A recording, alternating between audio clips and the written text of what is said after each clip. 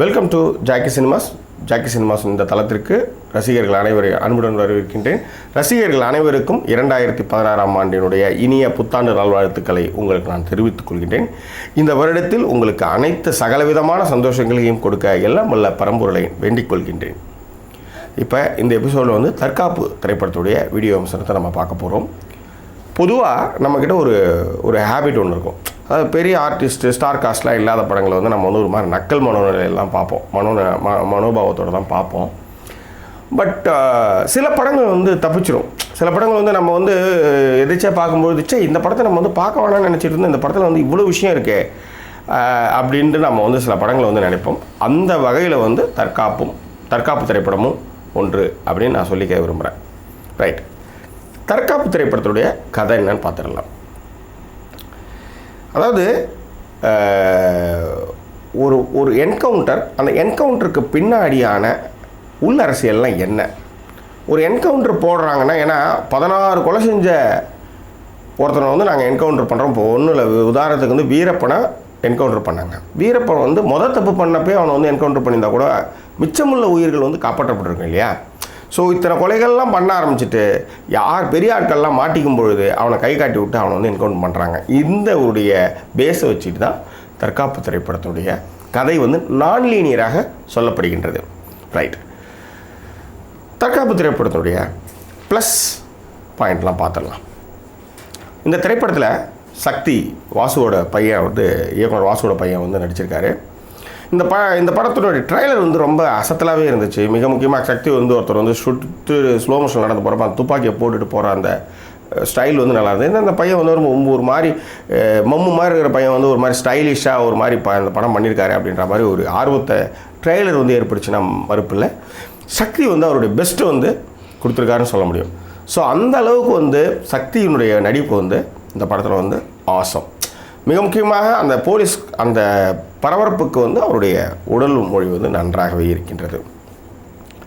அதன் பிறகு சமுத்திரக்கனி, அவர் வந்து அப்துல் கலாம், மகாத்மா காந்தி, சமுத்திரக்கனின்னு ஆகிடுவாங்க போல இருக்குது.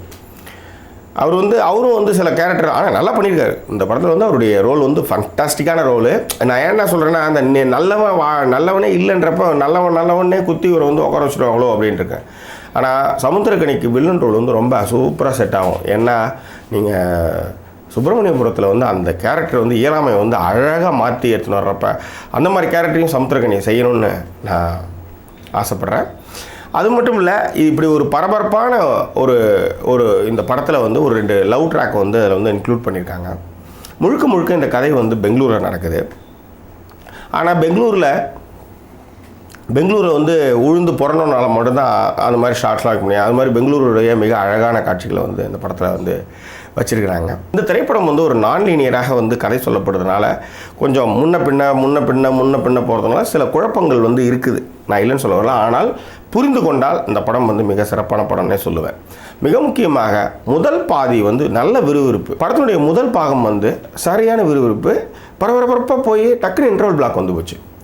ஸோ இன்டர்வலுக்கு அப்புறம் சக்தி அண்டு சமுத்திரக்கனிக்கான அந்த சீன் வந்து அந்த என்கவுண்டர் வந்து நீங்கள் எப்படி பண்ணீங்கன்ட்டு மனித உரிமை கமிஷனாக வந்து அவர் வந்து பேசுகிற அந்த காட்சிகள்லாம் வந்து கிளவராக இருக்குது. நிறைய யோசிச்சிருக்காங்க. மிக முக்கியமாக நிறைய டயலாக்ஸ் வந்து ரொம்ப நல்லா இருக்குது. படத்தில் வந்து டயலாக்ஸ்லாம் வந்து ரொம்ப நல்லா இருக்குது. அதே மாதிரி படத்திற்கு வந்து மியூசிக் வந்து ஃபைசல் பண்ணியிருக்காரு. சினிமாட்டோகிராஃபி வந்து ஜோன்ஸ் ஆனந்த் வந்து பண்ணியிருக்காங்க. எடிட்டிங் வந்து சான் லோகேஷ் பண்ணியிருக்காரு.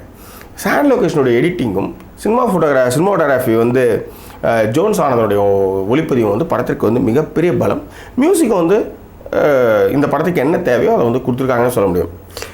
சரி, இந்த திரைப்படத்தினுடைய மைனஸ் என்னன்னு பார்த்தலாம். நான் லீனியர் விஷயங்கள் வந்து இந்த திரைப்படத்திற்கு வந்து புரிந்து கொள்ளக்கூடிய சூழல் வந்து சில பேருக்கு வந்து குறைவாக இருக்கலாம். ஆனால் நிறைய உலக திரைப்படங்கள் நான் லீனியர் படங்கள்லாம் பார்த்தவங்களுக்கு வந்து இது வந்து ஒரு பெரிய விஷயமே இல்லை. அந்தளவுக்கு வந்து ஒன்றும் தப்பு இல்லாத அளவு தான் போடுறாங்க. ஆனால் சப்டைட்டில் இப்போ அதாவது அன்னைக்குன்னு மாறும்போது ஒரு கணம் வந்து நீங்கள் வந்து மிஸ் பண்ணாலும் அந்த சீனுடைய அந்த விஷயத்தை வந்து உங்களால் புரிஞ்சிக்க முடியாமல் போய்டுற ஒரு சூழல் இருக்குது. ஒன்று அது. ரெண்டாவது, முழுக்க முழுக்க வந்து பெங்களூர் நடக்கிறப்ப அவங்க தமிழ் தான் பேசுகிறாங்க. அது வந்து ஏன்னா பாஷை புரியணுன்றதுக்காக தமிழே பேசுகிறோன்ட்டு முன்னாடி டைட்டில் போட்டுறாங்க, அதெல்லாம் ஒன்றும் பிரச்சனை இல்லை. ஆனால் எம்சிஆர் வேஷ்டிகளுடைய விளம்பரம் வந்து பேக்ட்ராப்பில் வந்து பெங்களூரில் இருக்கிறது வந்து கொஞ்சம் நெருடலாக தான் இருக்குது. ஆனால் அந்த 2 லவ் ட்ராக்கும் இருக்குது இல்லைங்களா, அது வந்து நல்லாவே இருக்குது. அதை விட அந்த தன்னுக்காக வேலையை வந்து தான் கூட ரயிலில் வந்து விட்டுட்டான்றப்ப அவன் வந்து புருஷனை ஏற்றுக்கிட்டு அதுக்கு கால் பண்ணுற அந்த காட்சி வந்து ரசிக்கவே வைக்கிது. சரி, இந்த படத்தோட பெரிய மைனஸ் என்னன்னு பார்த்தீங்கன்னா கிளைமேக்ஸ். மரோச்சரித்தில் வந்து 2 பேரும் வந்து செத்துப்பிடுவாங்க. ஒரு காலகட்டத்தில் அந்த செத்து போகிறது வந்து செத்து போய் அதுக்கப்புறம் வந்து காதலையோ சமூகத்தையோ ஜனநாயகத்தையோ தூக்கி நிறுத்துகிற மாதிரி படங்களை முடிப்பாங்க. இந்த திரைப்படத்தினுடைய முடிவு வந்து அப்படி தான் இருக்குது. இது வந்து ஒரு படமாக கிளைமேக்ஸை பார்க்கும்பொழுது ஓகே, அந்த கிளைமேக்ஸ் ஓகே. பட் ஒரு பண்டலாக அந்த படத்தினுடைய கேரக்டரோட ஒன்றி போய் பார்க்கும்பொழுது அந்த கிளைமேக்ஸ் வந்து கொஞ்சம் அந்நியப்பட்டிருக்குன்னு தான் சொல்ல முடியும். பட் குட் அட்டம்ப்ட்னு நான் சொல்லுவேன். இந்த திரைப்படத்தினுடைய இயக்குனர் ஆர்பி ரவி வந்து குட் அட்டம்ப்ட் நிறைய யோசிச்சிருக்காங்க. நிறைய ஷார்ட்ஸ் வந்து ட்ரை பண்ணியிருக்காங்க. நிறைய விஷயங்கள் வந்து அனுபவஸ்தங்களாக பண்ண மாதிரி தான் அந்த படம் இருக்குது. அதாவது கற்றுக்குட்டிங்களாம் பண்ண மாதிரி இல்லை. ஸோ ரவி டீமுக்கு வந்து ஹேட்ஸ் ஆஃப் குட் அட்டம்ப்ட் இந்த திரைப்படம். சரி, what is the conclusion?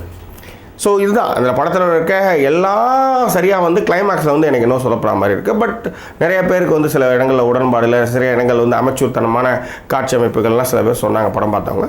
But என்னை பொறுத்தவரை இந்த படம் வந்து ஒரு குட் அட்டம்ப்ட். இந்த திரைப்படத்துக்கு ஜாக்கி சினிமாஸோடைய மதிப்பு 5க்கு 2.75.